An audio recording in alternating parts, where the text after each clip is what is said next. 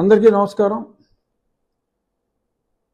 Sunil Kumar Naik 2005 IPS batch అతను మధ్యలో Andhra Pradesh క్యాడర్కి deputation మీద గత ప్రభుత్వం సమయంలో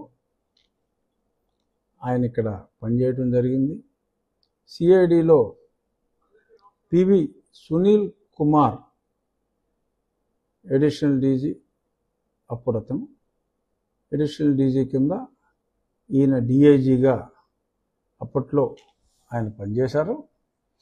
ఆ సమయంలో సరే పైవాడి సూచన మేరకు మరి సునీల్ కుమార్ గారి సొంత ఐడియాయో అతను నా మీద రాజద్రోహ నేరం చేయటం జరిగింది. అది అందరికీ తెలిసిందే. ఈ సునీల్ కుమార్ నాయక్, ఇద్దరు సునీల్ కుమార్లే, కన్ఫ్యూజను. ఒక అతను నాయక్, ఇంకో అతను ఉట్టి కుమార్. ఉట్టి కుమార్ ఎడిషనల్ డీజీ, సునీల్ కుమార్ నాయక్ అప్పట్లో డిఐజీ, ఇప్పుడు ఆయన ఐజీ అయ్యాట. సో సునీల్ కుమార్ నాయక్ సువోమోటోగా నేను చేస్తున్న చర్యలు చూసి మరి ఏదో టీవీల్లో మాట్లాడటం, మా ప్రభుత్వానికి కొన్ని విలువైన సూచనలు చేయటం నచ్చక, దానివలన మరి ప్రజల్లో అలజడి వచ్చి అప్పటి రాజు అని ఫీల్ అవుతున్న వ్యక్తికి ద్రోహం చేస్తున్నాను అన్న భావన కలిగి ఎప్పుడో బ్రిటిష్ వారి చట్టంలో ఉన్న రాజద్రోహ నేరం అనే 124A అనే సెక్షన్ని తీసి సువోమోటోగా ఈ సునీల్ కుమార్ నాయక్ కేసు పెట్టి, అతనే కేసు పెట్టి మరి ఇమీడియట్గా ముందు రోజే బళ్ళన్నీ రెడీ చేసుకుని మరి మే 14 ఉదయం 9ంటికి అతను కంప్లైంట్ ఇచ్చాడు. బట్ ముందు రోజే వెహికల్స్ అన్నీ మాట్లాడేసుకున్నారు. ఇవన్నీ విచారణలో తెలిసినాయి. ఆ వెహికల్స్ ఎప్పుడు బుక్ చేశారు, హైదరాబాద్ రావడానికి మనుషుల్ని ఎప్పుడు అలర్ట్ చేశారని. సో ఇదంతా ఒక ప్రీ ప్లాన్డ్ స్కెచ్. ఇద్దరు సునీల్ కుమార్లు ఇద్దరు ఇంకా పైవారి నాయకత్వంలో మరి బ్రహ్మాండమైన స్కెచ్ చేసుకుంటాం, నన్ను తీసుకెళ్ళటం, ఆ రోజు రాత్రి నన్ను దారుణంగా ఆ పుట్టినరోజు రాత్రి హింసించటం. అప్పుడు ఈ సునీల్ కుమార్ నాయక్ అన్న వ్యక్తి ఆ పక్క గదిలోనే ఉన్నాడంట. ఇవన్నీ కూడా 124 స్టేట్మెంట్లు ఇవన్నీ కూడా వచ్చినాయి. ఆ సునీల్ కుమార్ నాయక్ ఏమేమి మరి మాట్లాడాడు, తర్వాత సునీల్ కుమార్ నాయక్ అధికారులని ఎలా బెదిరించారు, ఇవన్నీ కూడా చాలా పోలీస్ స్టేట్మెంట్స్. ఇవన్నీ కూడా విచారణలో తెలిసినట్టుగా మరి కొన్ని కోర్టు డాక్యుమెంట్స్ పరిశీలనలో వెల్లడైంది. ఈ సునీల్ కుమార్ నాయక్ని మరి ఇన్వెస్టిగేషన్ అధికారి ఏఆర్ దామోదర్ ఐపీఎస్ గారు, అప్పటి ఒంగోలు ఎస్పీ గారు, ఇప్పుడు విజయనగరం ఎస్పీ గారు, అప్పట్లో పిలిస్తే రాలేనని మొరాయించి, ఆ తర్వాత మళ్ళీ రమ్మంటే ఆయన బీహార్ కోర్టులో మరి ఆయన యాక్చువల్గా జ్యూరిస్డిక్షన్ లేదు. అతను అప్పుడు ఆంధ్రప్రదేశ్లో అధికారిగా పనిచేశాడు. క్రైమ్ జరిగింది ఆంధ్రప్రదేశ్లో. విచారణకు రమ్మంటే పోలీసు అధికారి అయ్యుండి మరి ఎలాగ వ్యవస్థల్ని ఆడుకుంటున్నారంటే మరి అతను అక్కడ స్టే సంపాదించగలిగాడు. ఏంట్రా అంటే పార్టీ కింద ఆంధ్రప్రదేశ్ ప్రభుత్వాన్ని వేస్తే అసలు జ్యూరిస్డిక్షనే లేదు కదరా అని వెంటనే కొట్టేస్తారని యూనియన్ ఆఫ్ ఇండియా హోమ్ మినిస్ట్రీని పార్టీ చేసి ఏదో మేనేజ్ చేశారు. ఒక స్టే తెచ్చుకున్నాడు, పిలిస్తే రాడు.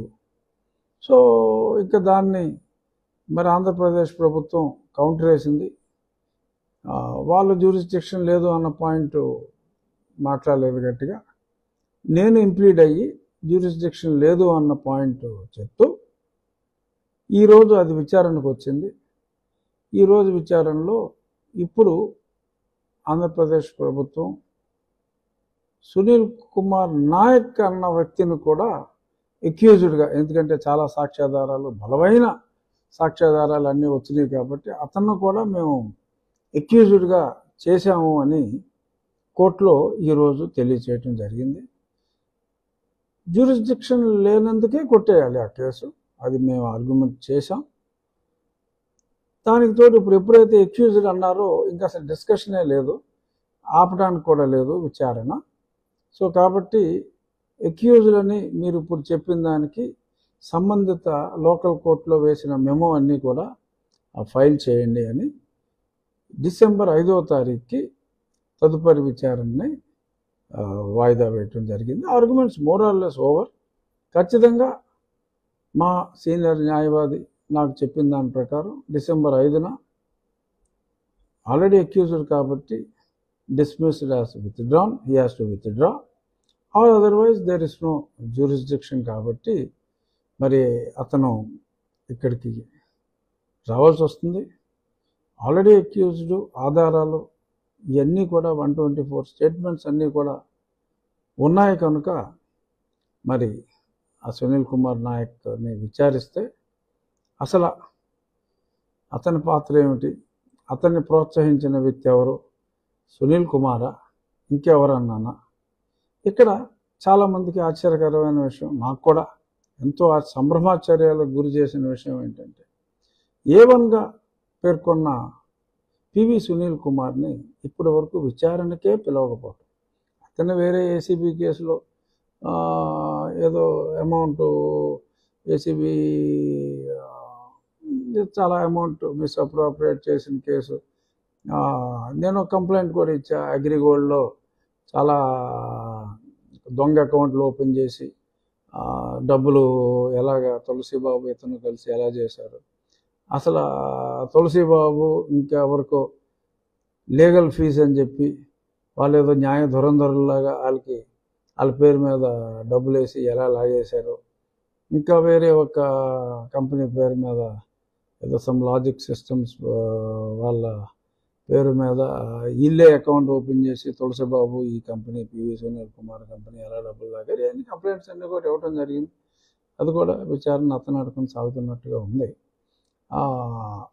ఇక్కడ ఇప్పటి వరకు మరి పివి సునీల్ కుమార్ గారిని పిలవలేదు కనీసం విచారణకి. మేబీ సునీల్ కుమార్ నాయక్ గారిని విచారించేకే ఇప్పుడు అక్యూజ్డ్ చేశారు కాబట్టి ఆయన్ని పిలుద్దామని ఏమన్నా అనుకుంటున్నారా? బట్ పిలవాలి. ఏ4ని వీళ్ళందరినీ కూడా మరి పిలిచినప్పుడు మరి ఇతన్ని ఇప్పుడు దాకా పిలవకపోవడం అనేది ఆశ్చర్యకరం. ఈలోపు ఆయనకు ఒక సంస్థ ఎయిమ్ అని ఒక సంస్థ ఉంది.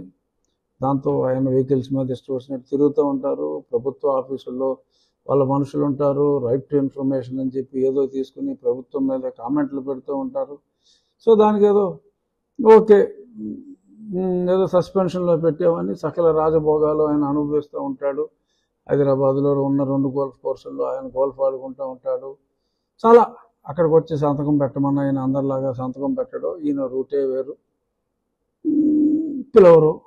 నా వెనకాల చాలామంది ఉన్నారంటారు. పొలిటికల్ పార్టీలకు కూడా ఆయన ప్రలోభ పెడతా ఉంటాడు. నా వెనకాల ఉన్న సైన్యం జగన్మోహన్ రెడ్డికి కాకుండా బహుశా మీ ప్రభుత్వానికి సపోర్ట్ చేస్తున్నామని మా ప్రభుత్వంలో ఎవరికైనా ఆయన చెప్తున్నాడేమో అన్న డౌట్లు కూడా మరి చాలామంది ప్రజలు మాట్లాడుకుంటున్నారు. అది నిజమో కాదో పాలకులకు తెలియాలి, ప్రజలకు తెలుసుకోవాలి.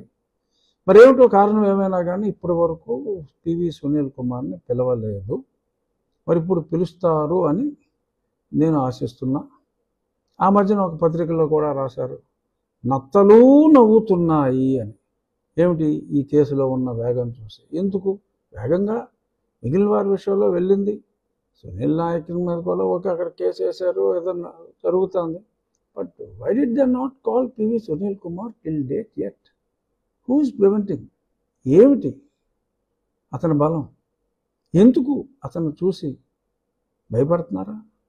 ఎందుకని పిలవట్లేదు ఏమో అర్థం కావట్లా. చూద్దాం. డెఫినెట్గా ఇప్పుడు ఎన్నాళ్ళు నత్తనడక సాగినా ఇప్పుడు వేగవంతం అయ్యే అవకాశాలు ఉన్నాయి. ఖచ్చితంగా సునీల్ కుమార్ నాయక్ని పిలుస్తారని అనుకుంటున్నా. మరి పిలిచిన తర్వాత ప్లీజ్ చెప్పమ్మా అంటే చెప్పడం, మరి రాబట్టవలసిన విధంగా జరిగింది. రాబట్టి ఏమవుతుందంటే నేను ఓకే ఎమ్మెల్యేగా ఉన్నా, ఎంపీగా ఉన్నప్పుడే చెత్తకొట్టేశారు, అది వేరే విషయం.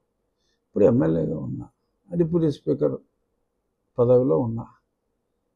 డిప్యూటీ స్పీకర్ని కొట్టిన కేసులోనే ఇలా ఉంటే మరి కామన్ మ్యాన్ సంగతి ఏంటి అనే కామెంట్స్ రావటం సహజం. మాట్లాడుకుంటున్నారు కూడా ప్రజలు. సో కాబట్టి ప్రభుత్వం అద్భుతంగా పనిచేస్తుంది. బట్ ఇటువంటి విషయాల్లో అలసత్వం ఉంటే అది సమంజసం కూడా కాదు. కనుక మరి తప్పకుండా ఈ కేసు వేగవంతంగా విచారిస్తారని, అతని మీద ఉన్న ఏసీబీ కేసులు కూడా సీరియస్గా పట్టించుకుంటారని, ఏమో మార్కెట్లో మాట్లాడుకుంటున్నారు, క్లీన్ చిట్ ఇచ్చేస్తారు, అతని సైన్యాన్ని బల ప్రదర్శన, రాబర్ట్ క్లైవ్ తిప్పిన సైన్యాన్ని చుట్టూ తిప్పి సురాజ్ ఉద్దౌలాని ఎలా భయపెట్టాడో ఆ రోజుల్లో బెంగాల్లో, మరి అలాగా మరి ఈయన ఉన్న 10 మందినే పెద్ద సైన్యంలాగా చూపెట్టి భయపెట్టేస్తున్నాడా ఏమో తెలియదు ఈ అభినవ్ రాబర్ట్ క్లైవ్. చూద్దాం ఏమవుతుందో. ఈరోజు జరిగింది ఇది, డిసెంబర్ 5న ఏమవుతుందో ఆ రోజు మళ్ళీ ఈ కేసుకు సంబంధించి మళ్ళీ మీ ముందుకు వస్తాను. తప్పకుండా వేగవంతం అవుతుంది. ఎందుకంటే అంత దారుణంగా ఎంపీని తీసుకెళ్ళి కొట్టేసి పచ్చబద్దాలు ఆడేసి అసలు మేమేమీ తెలియదు రామచంద్ర, అసలు మేమేమీ చేయలేదని మాట్లాడటం. మరి నేను కూడా దీన్ని ప్రూవ్ చేసుకోలేకపోతే ఇంకా కస్టోడియల్ టార్చర్ అనుభవించిన ఎవరో కూడా ఏమీ మాట్లాడలేని పరిస్థితి ఉంటుంది. కాబట్టి ఇది సమంజసం కాదు. కాబట్టి నేను కొంచెం ఓపెన్గా మాట్లాడవలసి వస్తుంది. న్యాయ పోరాటం నేను ఖచ్చితంగా చేస్తాను. అందుకే పాట్నా హైకోర్టుకు కూడా వెళ్ళాను. తప్పకుండా పాట్నా హైకోర్టులో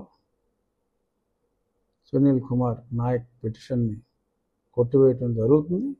ఆ తర్వాత ఖచ్చితంగా నాకు న్యాయం జరుగుతుంది. పోలీస్ శాఖ అప్రమత్తతో వ్యవహరిస్తారు. ఖచ్చితంగా నాకు న్యాయం జరుగుతుంది. వీళ్ళు ఊపే ఉడతోపులకి ఇక్కడెవరో భయపడరు అని ఖచ్చితంగా ప్రూవ్ అవుతుంది. చూద్దాం. Thank you.